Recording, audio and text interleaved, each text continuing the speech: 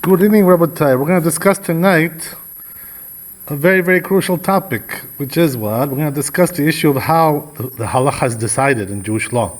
How do we decide the Halacha? How do we know? What's the Halacha? Who decides? How do we decide? What are the sources? What is the methodology? How does it work? How is it formulated? So forth and so on. All these things have to be discussed. A person should understand this because then he'll appreciate more, I guess. He can also appreciate, understand, and try to show some appreciation and understanding of how these rabbis do their job, and therefore have to have more appreciation for these things. So, number one, we received the Torah on Har Sinai, right, which came, Moshe Rabbeinu received the whole Torah. Now, the Chazal tell us that the whole Torah was received over there. So, in the Gemara it says, this includes also the oral Torah, as you well know. But not only the oral Torah was received there, some people think, the oral Torah was some kind of fixed recipe, like ready-made, ready-made, all everything is ready for you, a ready-made dinner. This doesn't work like that. What does that mean? That there was also received many different sides of the issues, many different opinions was also received in the Torah, was on Har Sinai, was also received. So what does that mean? It says in the Gemara that the Havayot of Abaye and Rava were also received on Har Sinai. What is that? What is that talking about? The Abaye and Rava in the Talmud, we find that they have many machloket, they have many disputes, going one against the other. It's not only Abaye and Rava. We also have the same thing when it comes to Rabbi Yochanan and Resh Lakish, and Rabbi Yehuda and Rabbi Meir, and Rabbi Shimon, and this, and Rabbi Yehuda Nasi, and all the players that we know from the Talmud, all these people, we know that they had many machloket. So you may think that, this may have not been given on Har Sinai, this element. What does that mean? To say that, every opinion, all these opinions, no, these are just personal opinions from rabbis. No, it's not true. The truth is, right, that we say, Elu ve'elu, divrei Elohim chaim. They're all the words of the living God. What does that mean? That when the Torah was given, also it was given like that, in a fragmented manner like that. This opinion, that opinion, this one says like this one says like that, this one says this is the reason, this one says there's another reason involved. This one says it hinges on this issue. The other one says it hinges on a different issue. Everyone has a different way of approaching. So you may think, wait a second, this is a personal opinion of the rabbi. This is a mistake that a person makes. But the truth is, it's not true. What does that mean? That all these were given on Har Sinai. So what does that mean? That even though all these opinions were given on Har Sinai, these diverging opinions, it was also taught to us over there another thing, which is, what is the halacha? What is the conclusion of that? Even though we can say like this way, and we can say like that way, there's different ways to look at it, but nevertheless, the halacha is like this, X, Y, Z, right? That's it. That's the halacha. That's the way the Torah was given. So what happened was that as time went along, this was transmitted from one generation to another, as we find in the Pirkei Avot. The first parak talks about this transmission, right? It says that Torah kibel Moshe miSinai, that Moshe Rabbeinu got Torah from Sinai. He gave it over to Yoshua, and then Yoshua gave it over to the Zekenim, and the Zekenim gave it to the Nevi'im, and the Nevi'im gave it to the Anshe Knesset HaGdolah. So this is the chain of transmission of the Torah. So all these rabbis, all these Chachamim, they knew all the various reasons that are behind the halacha. This way of looking at it, that way of looking at it. They knew all these things, and they also knew what was the halacha. Another interesting thing which is written, which is something which now is very commonplace as the generations went along. It says that when Moshe Rabbeinu died, 300 halachot were forgotten at that time. What does that mean? They were mourning for him for 7 days, right? We do avelut for 7 days. Lo aleinu, we shouldn't see from it anymore, right? We already saw enough as it is. So what happens is that after those 7 days that they were crying, they were crying for their rabbi. They forgot 300 halachot, right? So what does that mean? Now Yeshua bin Nun is in a plunter. Well, what do I do? How do I retrieve them? We forgot them. So you may think, let him just go back to God, and ask him again. So what do we tell you? Lo b'shamayim hi, right? It's not even a shamayim anymore. Once it was given on the earth, the halacha, that's it. There's nobody to inquire anymore upstairs, to make inquisition, inquiries over there. What about this? What are you asking? Who are you asking? It's over here. Now you're the one who has to decide. So what happened was that Yeshua bin Nun didn't have this option to go and ask Hashem now, bring back these 300 halachot, tell us again. Lo b'shamayim. That's the answer. So what did they do? Right, there was one big chacham over there in that generation. His name was Otniel ben Kenaz. Right, his nickname was Yavetz. That's what they called him, right? Nickname. So this Otniel, what he did was he retrieved these 300 halachot. How did he retrieve them?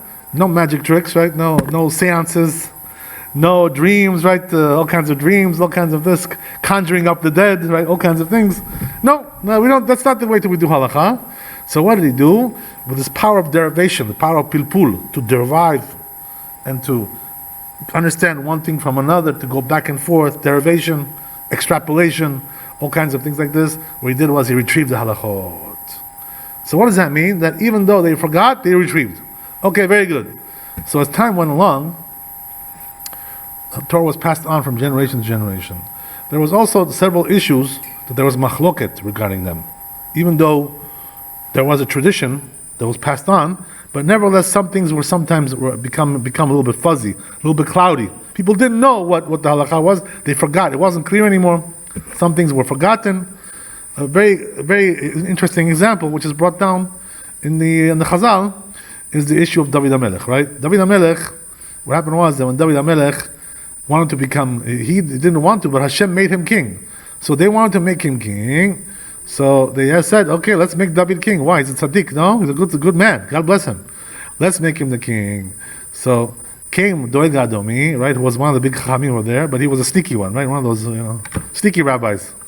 Underhanded rabbis, right? Under the table guys. So what happened was that he said, Doeg Adomi, before you ask about is he from the right family to be the king of Israel, ask a different question. He says, is he at all accepted as a Jew? That's the question you should be asking, right? Is he accepted as a Jew? What does that mean, accepted as a Jew? That means that that he came from Ruta Moaviyah, right? Ruta Moaviyah was the great grandmother of David HaMelech. She was the one who converted and became the matriarch of the kingdom of Malchut. So what happened was that he said to Doeg Adomi, he said, listen, this lady is Moaviyah. What does it say about Moav in the Torah? Don't accept them as converts forever. What does that mean? That they can convert, but they can't marry into the fold forever. They have to marry another convert, or so forth and so on, right? Or mamzer, situation like this. But they cannot marry a regular, run-in-the-mill, average, the garden variety Jew. They cannot do that. So it says, David is also Moavi. He's Moavi, came from Ruth. Right? So there was over there one big chacham who answered him, right? Put him in his place. Who was that? His name was Amasa. Right? Who was Amasa? Amasa was a relative of David HaMelech. So he says, listen, let's cut it out, he says. Enough already with this conjecture, right? Hearsay. This kind of hearsay. I think it's like this, I think like this. Is no more hearsay. No more conjecture. What does that mean? He says, I have a tradition. From who? From the Bet Din of Shmuel Aramati, Shmuel Navi, right? I heard from his Bet Din, they said over there, Mu'avi velo Mu'aviyah, Amoni velo Amonit. What does that mean? Then this prohibition about intermarrying with Moav and Ammon only applies to the males and not to the females. So he says, therefore David is kosher. No problem. So what did he do? In order to prove the point, he took a sword, and he stuck it, into the ground like this, What did he mean to say? If you argue with me, you're going to get it, That's it, right? There's going to be a war with me. You're playing games with me. He made a point out of it, right? Like that. He was, these were mighty men, right? So what happened was that he did like that. So that's the way it was. The halacha came out to be that it's Mu'avi velo Mu'aviyah. So again, right, the tradition was becoming somewhat distorted, somewhat cloudy, from generation to generation like that. So what happens is that nevertheless the halacha was understood and retrieved, and it was definitely made clear, right? The clarity was achieved in that situation. But what happened was, as time went along, okay, that time we came out good, the clarity was achieved.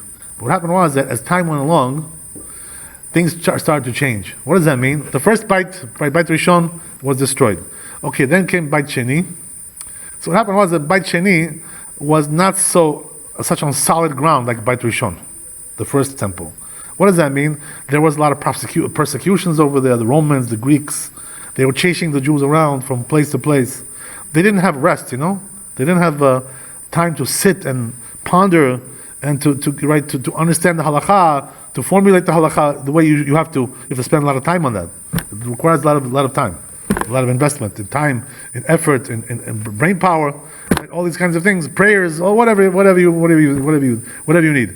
So what happened was, as time went along, because of the persecutions, but the truth is that there's something even more profound than persecutions. The persecutions came a little bit later. But before that, says the Mishnah, that the first 3 machlokot that came in Am Yisrael, it was between who?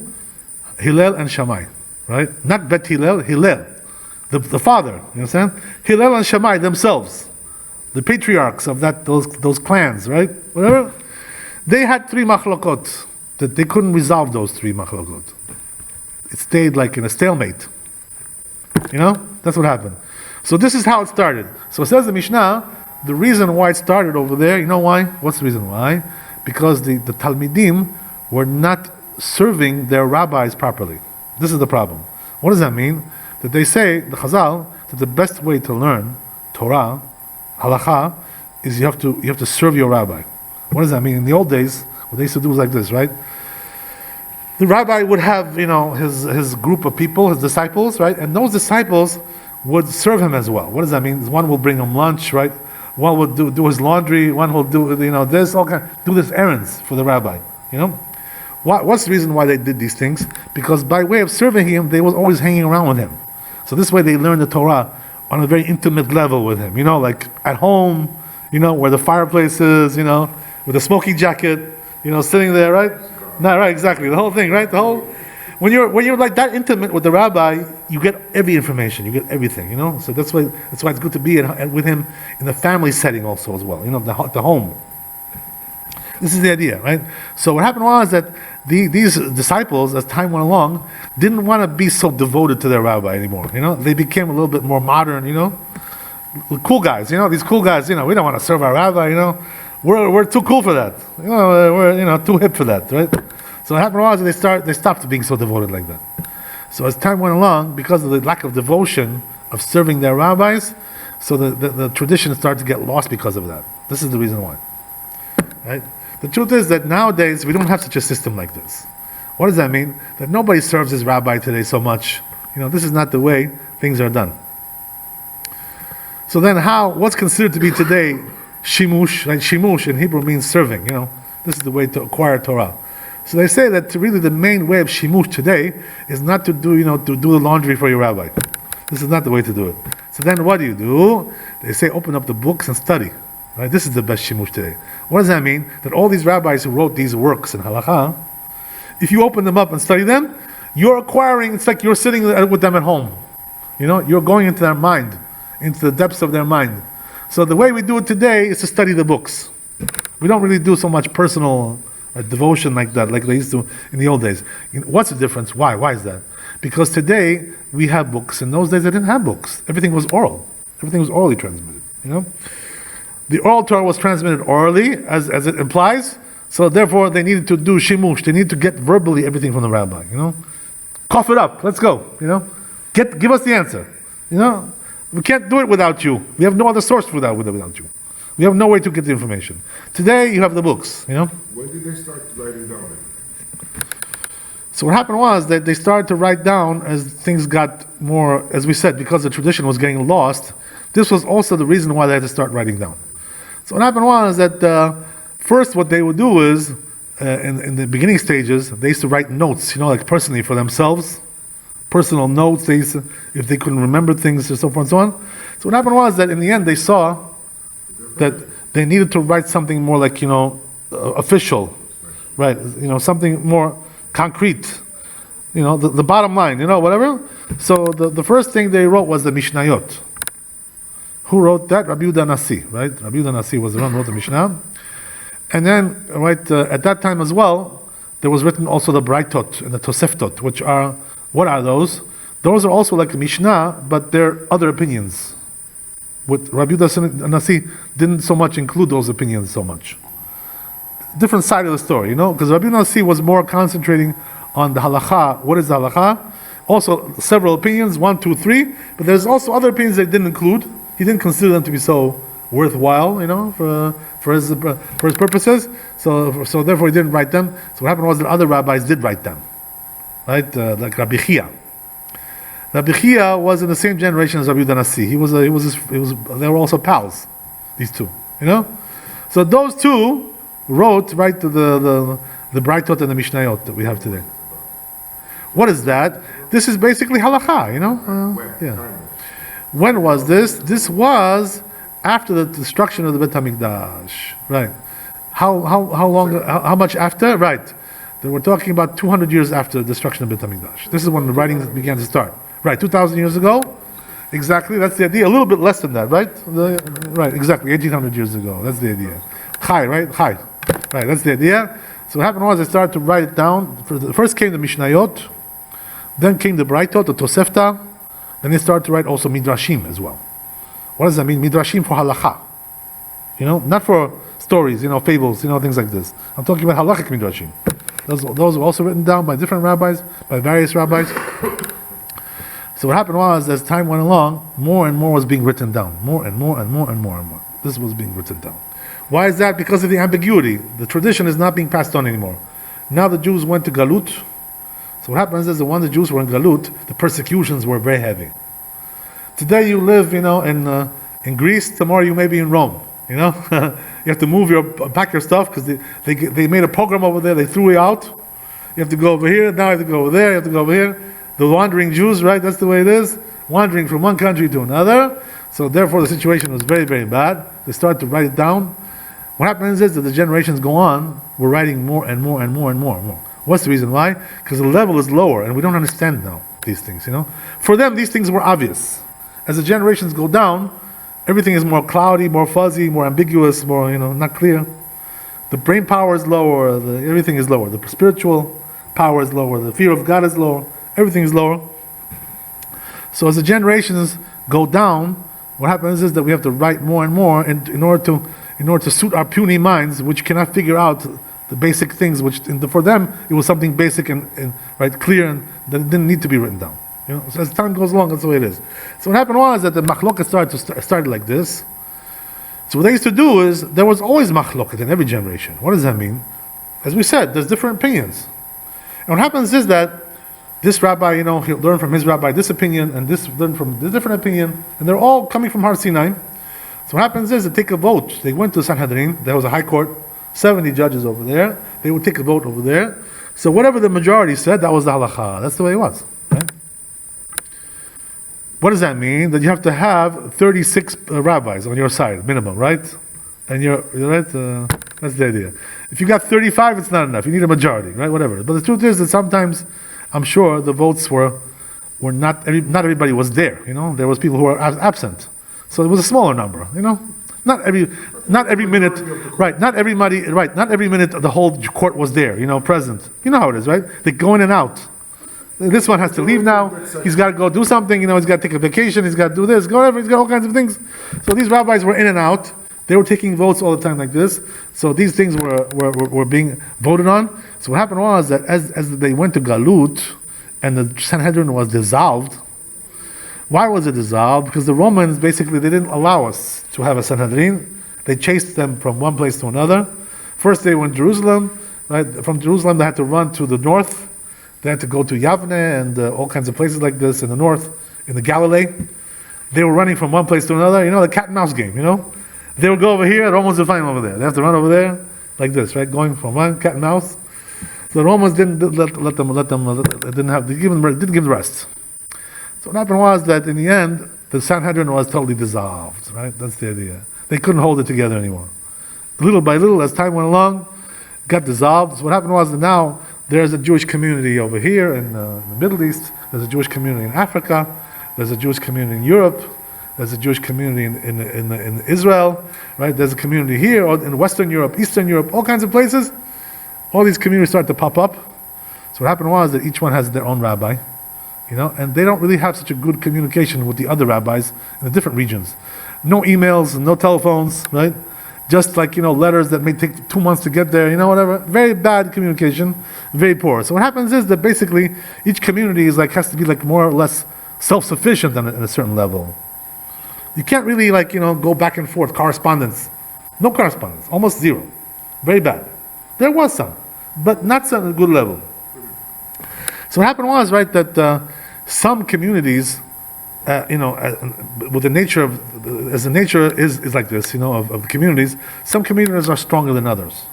What does that mean? There were some communities who didn't have big chachamim at all, so they were pretty much on a lower level. They had rabbis, but not people who could make decisions in halacha, on that level like this, bet din, courts and all kinds of things. They were more simple people, the rabbi comes, he gives you darash, on Shabbat, he tells you some stories, puts a couple of halachot in there, nice challenge makes for you, right? Chachamadi, makes for you a nice challenge. That was it, right? But the rabbi wasn't on that level, to give so there wasn't, every big community was not self-sufficient. So the communities that were not so self-sufficient, what happened was that they relied on other communities that were bigger than them, stronger, more smart and more, right, on a higher level. That's what happened, right? So, as I told people here regarding our community, what happened was that the Georgian community, basically, we were there in Georgia for a very, very long time, 2,500 years plus, right? More and more, right? Whatever it is. So the truth is that we didn't really have such a big chachamim over there in Georgia. It was more, garden variety, kind of chachamim. We didn't have big people like that who wrote famous books, and all kinds of, like the Rambam, and the Rosh, and the Tosfot and Rashi. We didn't have people like that. Also in Persia, same thing, right? In Iran, there wasn't such big rabbis over there. Also in Bukhara, there wasn't such big rabbis there. There was rabbis, but they were not on that level, They were a different level, whatever it is, So the point is, right, that the place where there was big chachamim, where was there big chachamim? There was in Iraq, right, in Bavel over there, where there was a big yeshivot over there. That was the main center. There was also Eretz Israel. There was also there. And there was also in places in Europe like Spain, and France, and Germany, and places like this, more the Ashkenazi areas, right? All these kinds of places. So also over there, they had communities like that were strong enough. So what happened was that each one had their own opinion. This one formulated. These rabbis say like this. The French rabbis, the rabbis of Paris, right? There was rabbis in Paris also. They had their own bet din over there. They had their own line of thinking. Their own way of thinking. So what happened was that there was now, as the Jews got scattered all over the world, there was many different opinions going on there. This opinion, that opinion. So as time went along, what happened was like this, right? That in the Talmud, first of all, right, before we get to the later generations, in the times of the Talmud, basically, when the Babylonian Talmud was written, the halacha was still being decided more or less by the chachamim over there. They were the ones who were making the halacha. So those conclusions which were written in the Talmud of Babylonian Talmud, are binding on all of us, basically, all the Jewish people.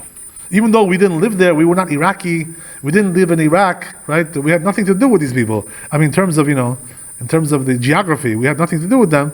But the point is, right, those decisions that were made over there in the Talmud Bavli, who were the ones who redacted the Talmud Bavli? It was Rav Asher and Ravina, right? Ravina and Rav Asher, though the conclusions that they wrote, that was considered to be the bottom line in halacha, so therefore it was accepted by all the Jews. What's the reason why Talmud Bavli was accepted more than the other works? What does that mean? There was also Talmud Yerushalmi as well. There was Yerushalmi, which was before the Talmud Bavli a little bit. There was also the Zohar Kadosh. There was also Midrashim, all kinds of things. So why did Talmud Bavli become the standard, authority in halacha? Why more than the others? The truth is that there's several reasons for that. Number one is because what they did was they basically took all the older opinions that were said before. They took into consideration, but after more research and more working things out and right extrapolation and derivation, they concluded right that the older ones that was not the halacha. They went a little bit further, right? For whatever it was that in Talmud Bavli, they were very methodical, right? They were very comprehensive over there. They took into consideration all the opinions. So what happened was that, bottom line, they made a conclusion. So the Talmud Bavli was the last authoritative Talmud that we had, which was accepted by all the Jewish people. Because of the greatness that they had, right? From all kinds of issues, for all kinds of reasons why they were great. That was one of the reasons why. There's also other reasons why Talmud Bavli is, because it was accepted. What does that mean? That the Jewish people took it upon. In other words, whatever you take. You accept something, you have to keep that. That's it, right? You cannot change your mind every 100 years. Oh, now I'll do this one. It doesn't work like that, right? Once you accepted it, the Jewish people accepted it, it's considered to be like obligatory. That's the idea, right? So what happened was that Talmud Bavli was accepted, but what happened was that Talmud Bavli also, there are many things over there which are not decided halacha. Or there was also new issues that were brought up later on, which the Talmud Bavli didn't even consider them. Right? So what happened was that because of that, also there's different ways to understand the Talmud. The Talmud is very ambiguous. They say, right, the Chazal, they say, why they call Talmud Bavli? Right? Bavel is Iraq, but it's also Lashon of Bilbul, like it mixes you up, You learn it, you can't understand, oh my God, what about this, what about this, what about that? You can't understand. The bottom line, you can't get to the bottom line. You can't get to the conclusion. Very hard to understand what's the bottom line there, unless you're very, very learned. And also then there's different opinions, how to learn it, how to understand. Talmud Bavli is quite vague, quite complicated, right? They're coming from different angles and so forth and so on. So Talmud Bavli also has different ways to learn Talmud Bavli. There's the way of this rabbi and that rabbi, the Rambam, the Rosh, the Tosfot, the Rashi, right? All these Rishonim, they came, they had different ways of studying the Talmud, different ways of accepting the halacha from the Talmud, deriving the halacha, and so forth and so on.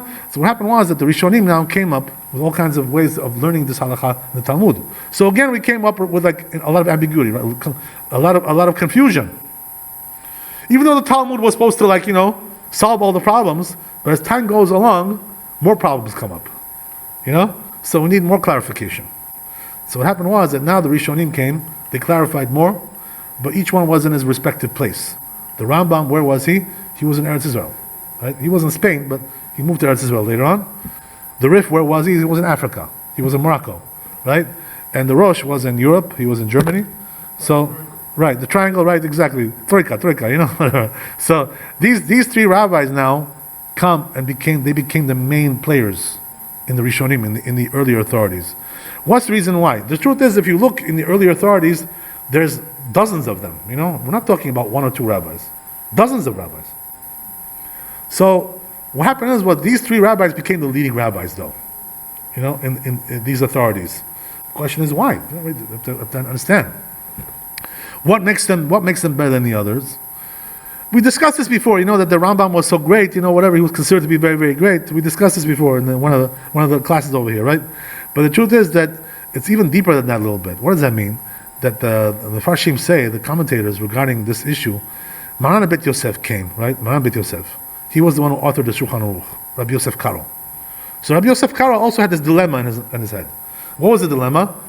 Okay, I have the Rambam, I have the Rif, I have the Rosh, I have Tosfot, I have the Ran, right? I have the Geonim also. The Geonim were before the Rishonim. They also had their opinions. So many different opinions. What do I do, right? How do I decide the halacha? He was the one who was given the job to write the Shulchan Aruch, to be the decisor in Jewish law. He was commanded by Hashem to do this. There was an angel that came to him and told him, "You got to do the job." Right? He was chosen. He was chosen for the job. There's reasons why he was chosen, by the way. They say because he was anav, he was a very humble person. What does that mean? That when it comes to Torah, a person has to know one thing, right? You need humility for that. Humility is a very, very secret, very crucial ingredient in halacha. Don't think that you're so smart. Try to also understand other people's opinions. Try to see it also their way. Don't try to only see your way. Try to come to meet them. To the 50-50. Try to see what's going on. Because if you say I'm right and everybody else is wrong, that's it. There was one rabbi used to say, one great rabbi, he used to tell people, you can argue with me, but you should know you're wrong. You can argue, but you're wrong. If you take this kind of attitude, so sometimes it can be self-defeating. You know what I mean? This kind of thing. So Rabbi Maran Bet Yosef, his greatness was what? That he was anav. He was a humble person. What does that mean, anav? He said like this, right? He writes in the introduction to Bet Yosef.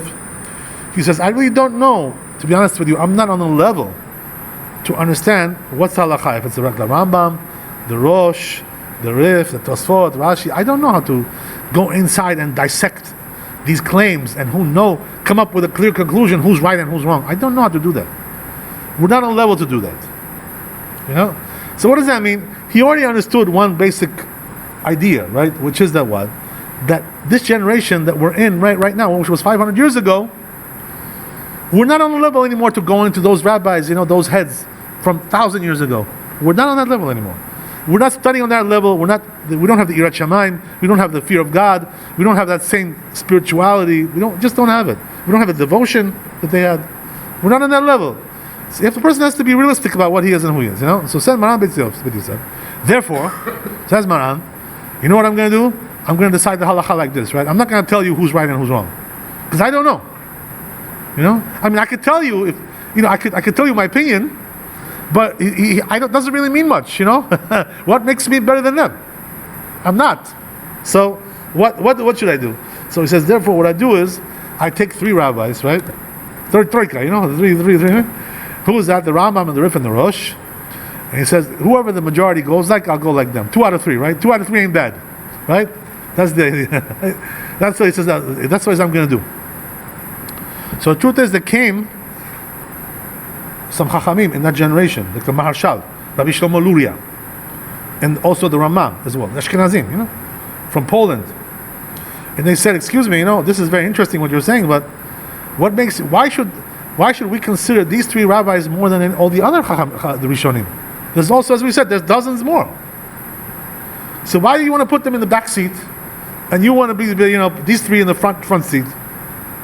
Why? For what? There's no conclusive reasoning for this. There's nothing that makes them any better than the others. So the truth is that there's an answer to this question. Nevertheless, even though these rabbis had their questions about this methodology became accepted anyway. Whatever he decided, that became the halacha. What's the reason why? What's the reason why it became accepted? Because the truth is, right, that the Rosh and the Rif and the Rambam, those opinions that they stated in their writings were not only their personal opinions. This was not. Their opinions were based on precedent from older rabbis. We're talking about dozens of rabbis who came before them, and they took basically pretty much an overview of the whole picture of this rabbi and that rabbi, and they came up also with a conclusion according to majority, according to the rules of the rules of deciding halacha according to the proper methodology. So they themselves considered the rabbis that came before them as well, and they based their conclusions on that. So their conclusions were not personal conclusions. You know what I mean? So what does that mean? That when you take the Rif and the Rosh and the Rambam, and you make a nice cake out of that, right? Nice cooked dish from those 3 rabbis. What you're doing is you're including basically all the rabbis, because all the rabbis are included in their opinions. You understand? This is the idea.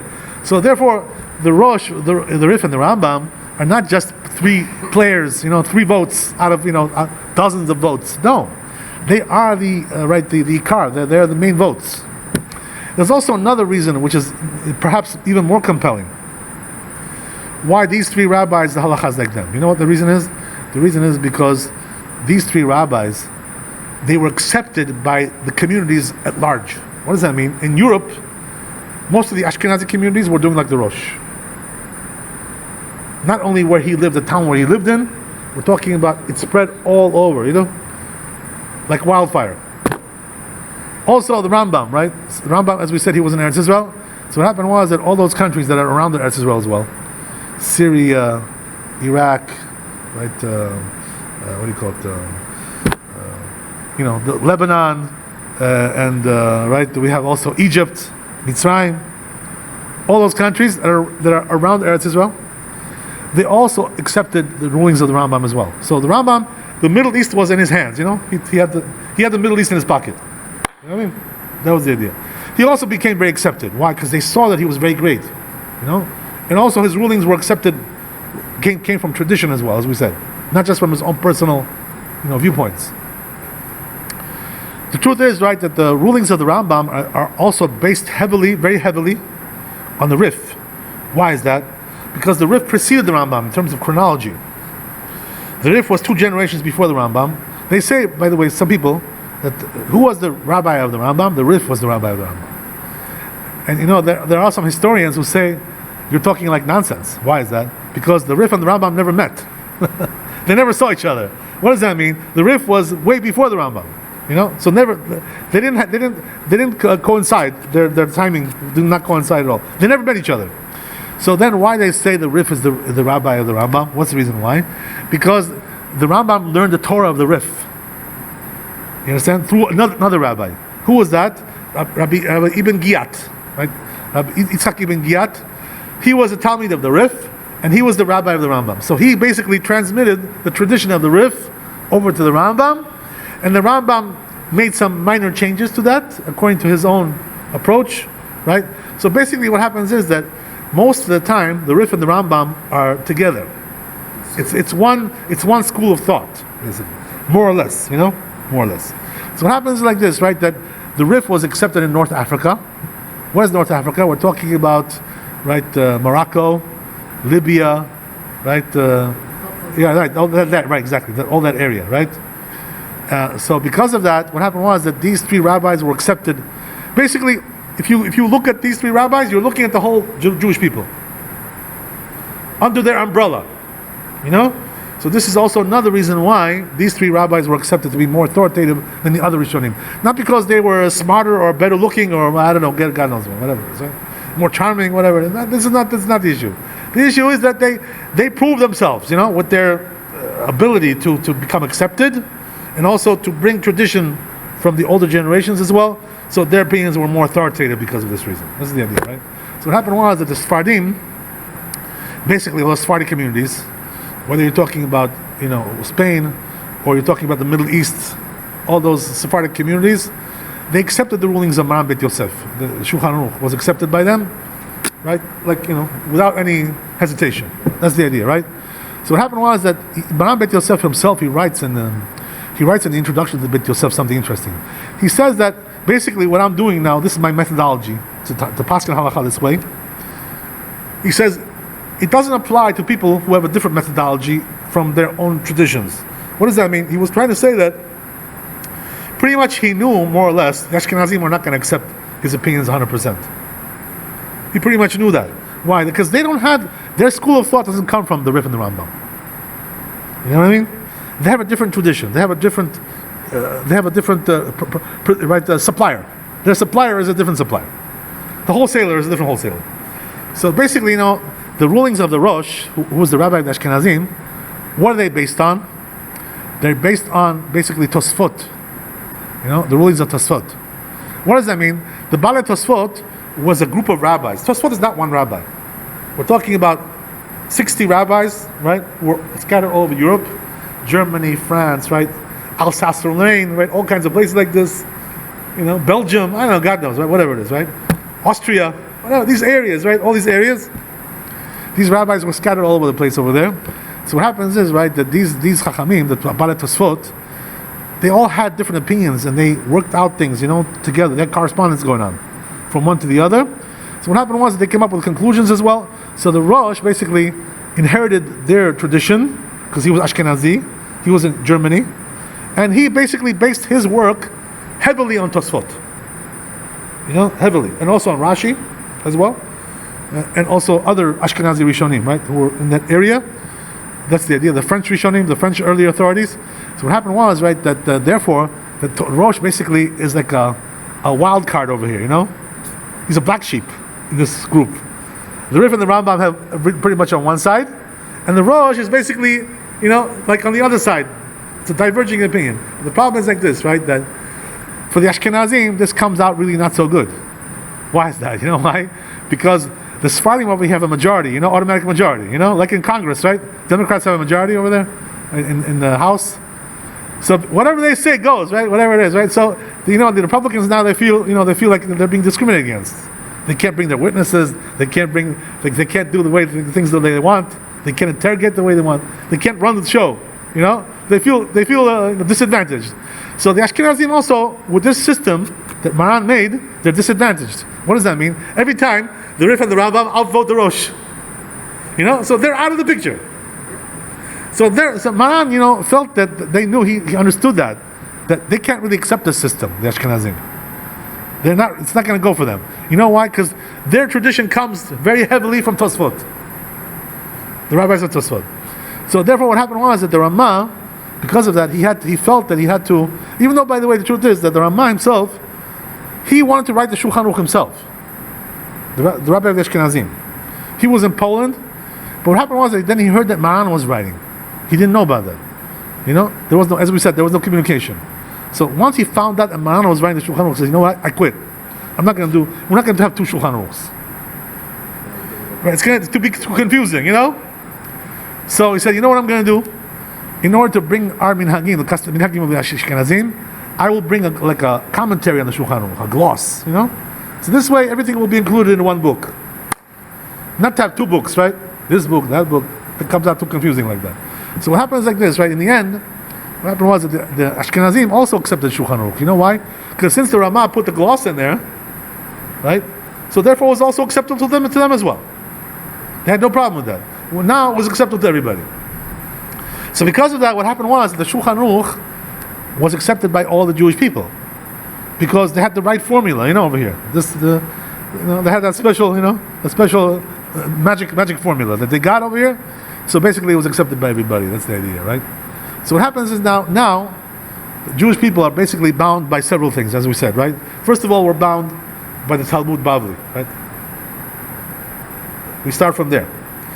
All the conclusions of the Talmud Bavli are halacha, as a general rule, right? Even though the Zohar may not say like that, or the Yerushalmi may not say like that, there's arguments going on. We accepted the Bavli. So if the Bavli says not like them, we go like the Bavli. That's it. Bottom line, right? Whatever the Bavli didn't decide, so this was decided by the Rishonim, right? Who came after the Bavli, Gaonim and Rishonim. So over there, what happened was that there was machloket between them. This. So there came the Shulchan Aruch and said, okay, we have a decision for that too.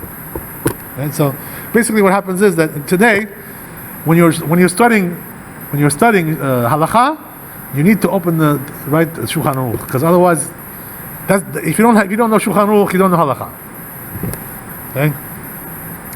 That's why I criticize. They don't like this, but I always criticize the rabbis. Why? If I see rabbis who are getting their halachot from apps, the downloading apps, or some pamphlets, that was published by some organization. This is not the way to get halacha. If you don't know how to open up Shulchan Aruch, you don't know how to open up a Bet Yosef, which is written also by Maran. This is the long version of the Shulchan Aruch. If you don't know how to, you never open up these books, you don't know nothing about halacha. So a person who doesn't open up these books, what is he in halacha? Big fat zero. That's what he is, right? Nothing in halacha. That's what he is, right? You know why? Because if you don't start out over there, you don't know what the reasons are. You don't know what the sources are. You don't understand what you're talking about. Like you just like Tuki, parrot. If I ask you a question about what you just said, you don't even understand what you're talking about. Why is that? Because the Bet Yosef, Maran Bet Yosef, what he did was, he wrote the short version, which is Shulchan Aruch, this is the conclusion, but he also wrote the Bet Yosef. The Bet Yosef is a very monumental work in halacha. The Rav Chida, you know what he says, right? Rav Chida says, if you don't learn a Bet Yosef, you're not allowed to decide in halacha anything. What's the reason why? Why is the Bet Yosef so crucial? Because the Bet Yosef basically took the whole job from A to Z. He takes every topic matter, Bet Yosef. He brings you the site in the Talmud. Where is it from the Talmud? Look over here, and quotes it for you. Then brings all the opinions of the Rishonim, Rambam, Rosh, Rif. He brings you everything, like on a silver platter. Who can do such a thing like this? This is something very, very, very powerful. You have the Talmud, you have the Rishonim, you have also the earlier rabbis, Achronim, that came before Maran. He brings you everything.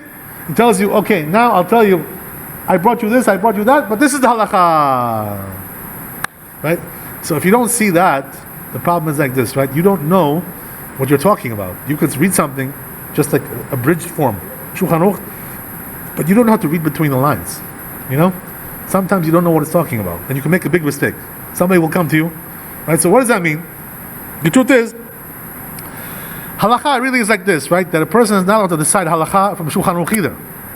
What does that mean? Shulchan Aruch is a short version. You have to see the long version, because you have to know the reasons. You have to know the opinions. You have to know what you're talking about. You have to understand.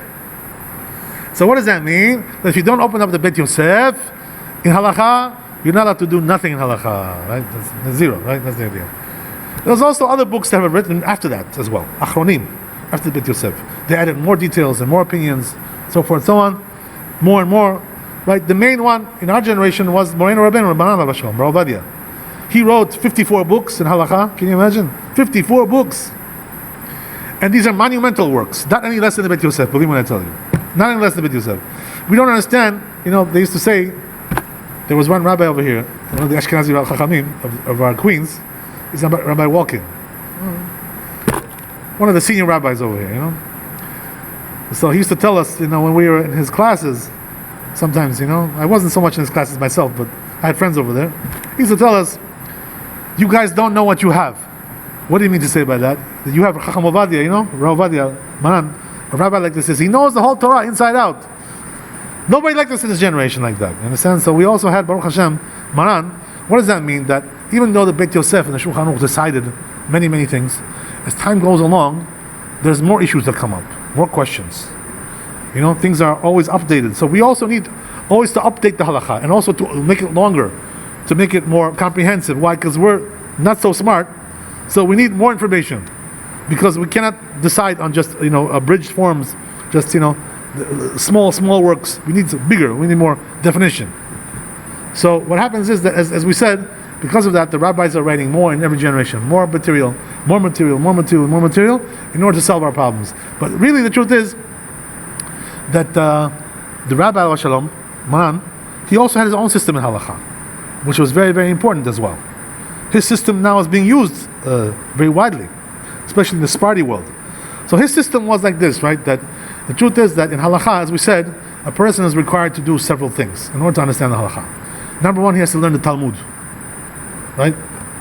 That's a prerequisite. Otherwise, you don't really understand the Halacha. Number two, he's got to learn the Rishonim, right? The earlier authorities. Then you got to do the Beit Yosef. Then you got to do the Shulchan Aruch. You got to do the commentaries on the Shulchan Aruch. What happens is that now it's right. If a person, the old school of thought says, right, the standard school of thought, which is accepted everywhere, once you learn all these things, which I told you now, you can decide the halacha. You can say, right, this is a permitted, this is a forbidden. But the Rabbi of Shalom, he said that in our generation we have to do a little bit more. What does that mean? He made a revolution in this, by the way. Quite a revolution. He wasn't handing out donuts like other rabbis, like handing out donuts and menorahs, lighting menorahs. He was working halakha. This is more important. You understand? So what I'm telling you is that the rabbi told us in our generation we're on a lower level. So what does that mean? Sometimes we're not on a level to decide the halakha even from these books that I mentioned. We have to go into the later authorities as well. Why is that? Because the later authorities, they knew more than we do in this generation. We're on a lower level. So therefore we can also get updated from all the material. Basically, lehavdil, it's like a doctor, or some kind of professional like that, scientist. He always needs to update his knowledge. By the way, there's laws about this in this country, that a person has to take certain courses in order to update his knowledge. You know that, right? I have a friend who's a dentist. Sometimes he tells me, he says, I have to take a course now. What course? You've been a dentist already for 20 years. I have to refresh your course. Right? I have to do all kinds of updates, all kinds of things, new technologies, new methodologies. So the halacha is not any different. You understand? A person has to always become updated in halacha. Always have to know what's going on in this generation. The most important thing you should know, by the way, that even though there's different opinions, as we said, in halacha, this opinion, that opinion, but the truth is, right, that the most important opinions are the ones that are said in this generation. That applies to you more. All the big chachamim of this generation, those things that they say, they apply to us. You know why? Because every generation has different qualities, different situations, right? Different predicaments. So since the quality of the generation every time is changing, the rabbi of your generation is considered to be more authoritative for you than all the other older rabbis in the older generations. Because he took into consideration all these things, and now he knows also the situation in our generation, therefore he can decide. That's the idea, right? So therefore there's a rule in halacha like this. What's the rule? The halacha is always like the bata. It says in the Gemara, right? What does it mean, bata? The later generation, right? The more the rabbi is closer to you in chronology, halacha is like him. Why is that? Because the ones who were 200 years before you, they had a different situation, they had a different quality in the generation. But the ones that are in your generation, they know what you're made out of, what material you are. What are you? Solid steel? Are you iron? Right? Are you forged metal? Right? What are you? They're familiar with the exactly with the environment and also with the people as well. the level of the people. So therefore, they knew what had to be done in every generation. So the point is like this, right? That the rabbi was very adamant about this.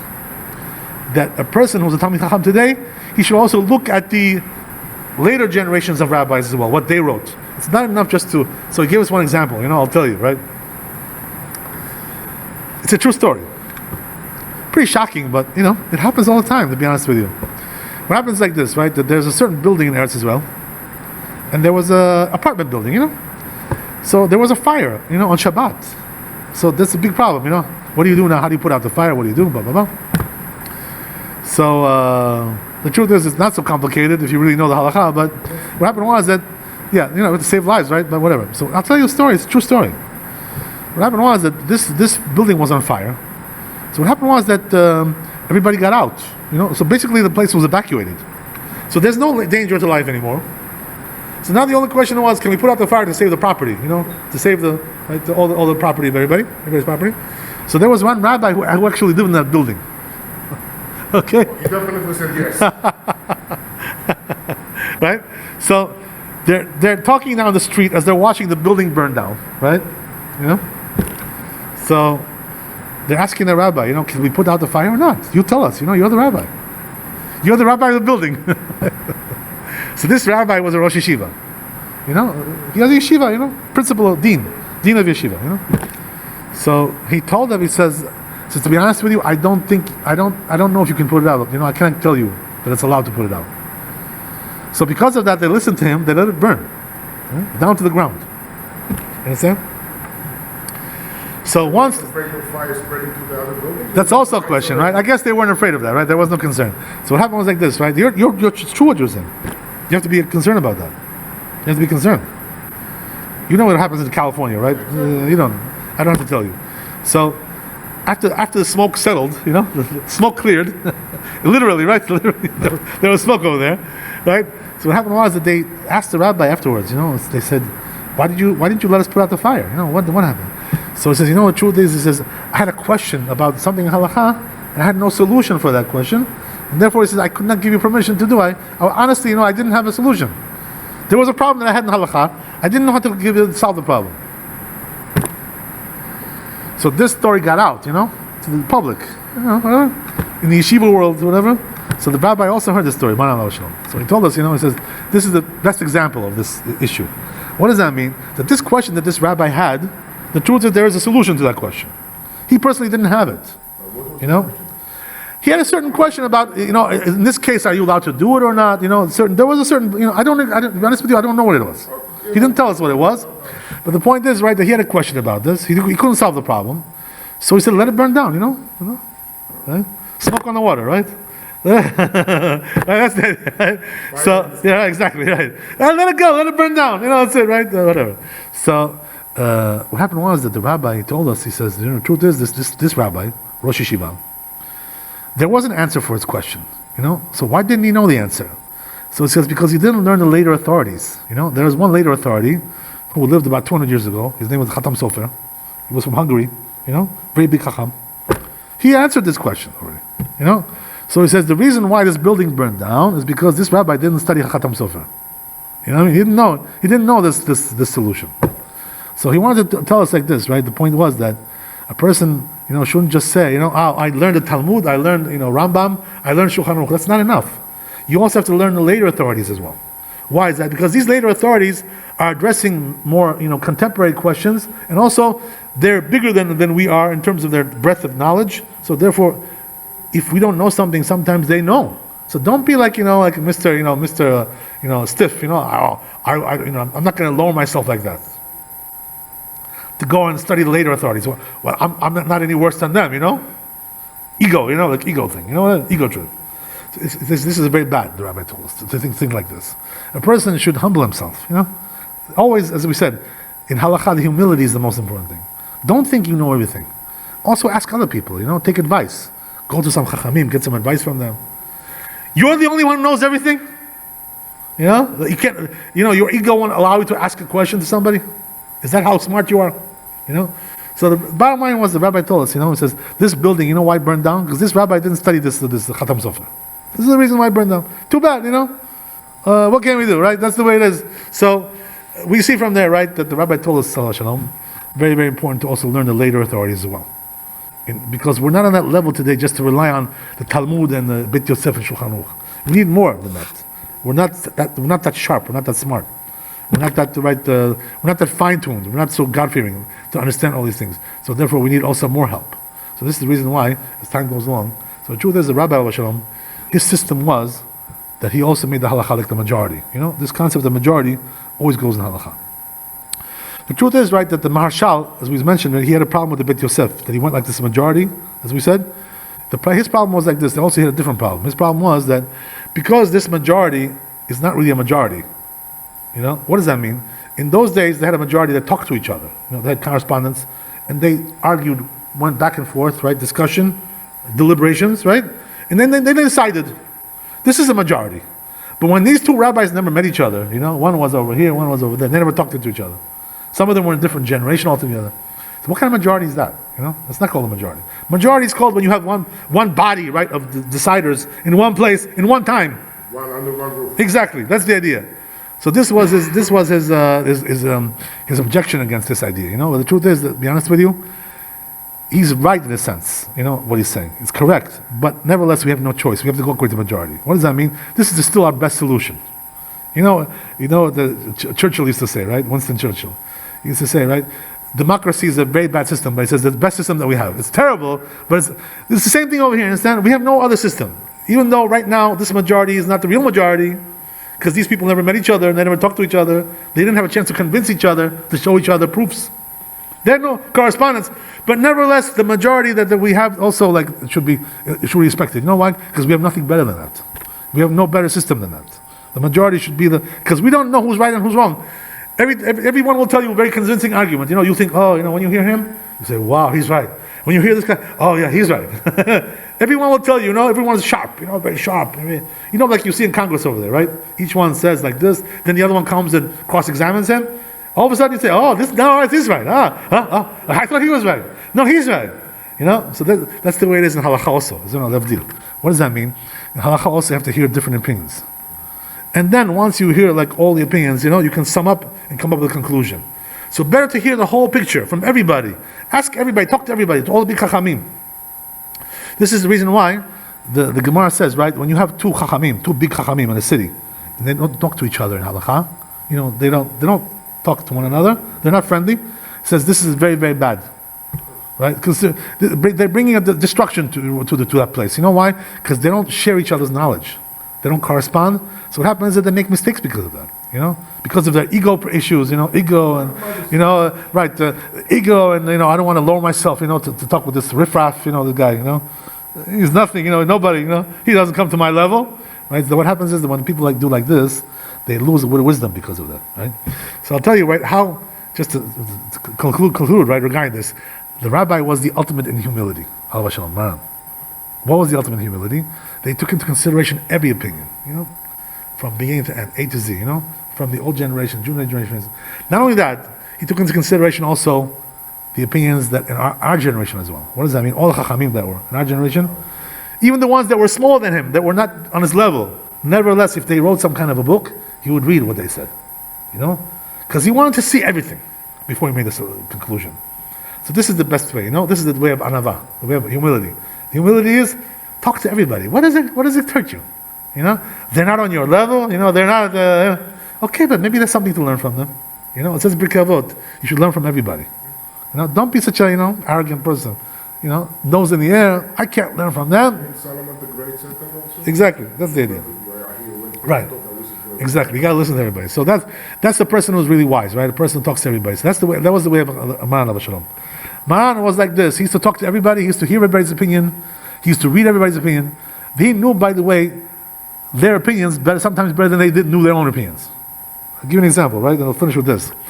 So one time what happened was like this, right? That there was also another big chacham in this generation from Bnei Brak. His name was Rabbi Wazner. So Rabbi Wazner wrote also a book called Shevet Levi, right? Many volumes in Halacha. Responsa. So what happens is, right, one day Rabbi Wazner comes to visit Maran Ovadia Shalom, comes to visit him. So they start to talking about something, whatever. So he told them, they started to discuss something in Halacha. So what happened was that the Rabbi Wasner told him something like this, something a little bit different than he thought, the rabbi. So the rabbi told him, he says, you know what, he says, I'm surprised that you say this. Why? Because I saw in your book, just the opposite. You yourself wrote not like that. So he was astonished, he says, he knows my books better than I do, That's the idea, right? So what do you see from there? That a person, the more he knows, Al-Bashar Maran used to tell us also another thing. What he used to tell us? As a rabbi, you're only as big as your library. The bigger your library is, the bigger you are as a rabbi. So what does that mean? A person should try to have more and more books. Today, Baruch Hashem, we have also electronic library, We have a computer, we have all kinds of, computer storage and all kinds of things. Baruch Hashem, we have access to all the books today, electronically at least. We can't buy them. We don't have enough money to buy all these books. But we have access. So Baruch Hashem, if a person has access, he should utilize that access and see what they said, these people, as much as he can, Not everybody's on that level. You can check everybody what he wrote. We're not on that level, that we don't have the brain power for that.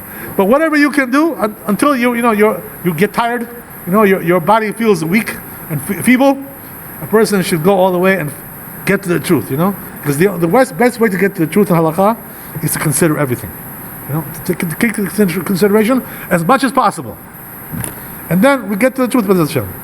This is the way it's going to be, B'ezras Hashem. When Mashiach, is going to come, Mashiach ben David, right, the Mashiach Titkenu, what's going to be is they're going to convene a new Bet Din. As we said, right, that there's a way to do this, even though today we don't have smicha, we don't have ordination, but the Rambam says what they do is they convene all the big rabbis, they vote who's the big rabbi of that generation, they give him smicha and he gives them smicha, so that now they convene a Bet Din. This is the way it's done, according to the Rambam. So therefore what happens is that we're allowed to do that as well. So what's going to do is that when Mashiach comes, they're going to do that. They're going to convene the Bet Din, and then they're going to go item by item, every halakha. And they're going to decide everything. What is the bottom line? Right? They're going to vote. What's halakha? So then we're going to have only one halakha, right? As it says, right? There's going to be halakha brura or mishnah brura. That's what it's going to be. Baruch Adonai leolam. Amen amen. Chazak Baruch. Thanks for coming. God bless you. You should be blessed and elevated. Shefa bracha v'atzlacha. Good parnasah, good life, peace, happiness, harmony in your families, blessings with your children and grandchildren and all the tzatzayim, B'ezras Hashem. Amen, amen. Okay, let's go.